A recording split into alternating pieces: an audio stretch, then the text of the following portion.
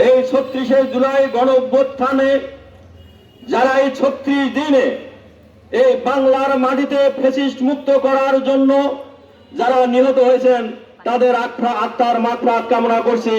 আল্লাহ তাদেরকে যেন শহীদের মর্যাদা দান করেন। সেই সঙ্গে সুস্থতা কামনা করছি।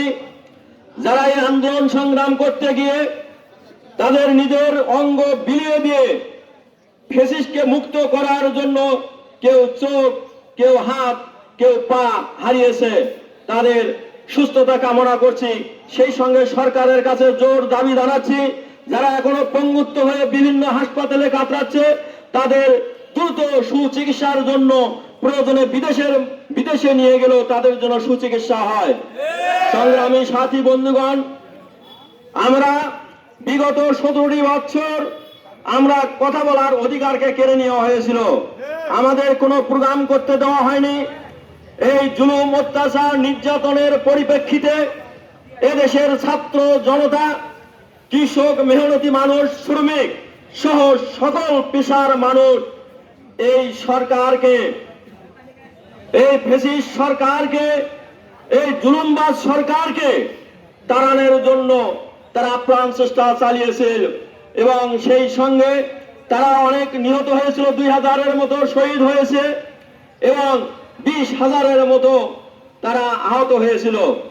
তারপরও আমরা কি হয়েছে আল্লাহর শুকরিয়া আদায় করছি। আমরা এই ৩৬শে জুলাই, আজ 5ই আগস্ট, সেই ফ্যাসিস্ট সরকার বাংলার মাটি থেকে পালাতে বাধ্য হয়েছে। সংগ্রামী সাথী বন্ধুগণ, এই জুলাইয়ের চেতনাকে আমাদেরকে ধারণ করতে হবে।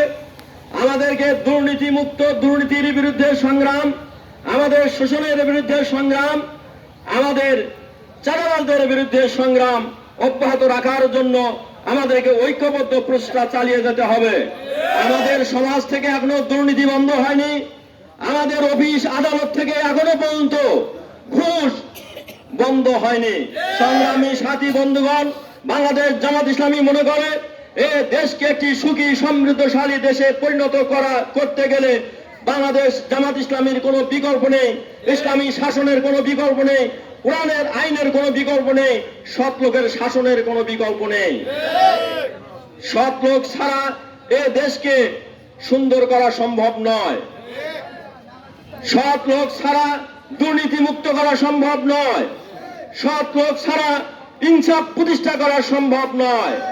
সংগ্রামী সাথী বন্ধুগণ, তাই আসুন এই জুলাইয়ের চেতনাকে ধারণ করে, যে কারণে 2000 তাজা প্রাণ রক্ত বিলিয়ে দিয়েছে, 2000 তাজা প্রাণ রক্ত বিলিয়ে দিয়েছে বৈষম্যর বিরুদ্ধে। আমরা আর বৈষম্য দেখতে চাই না।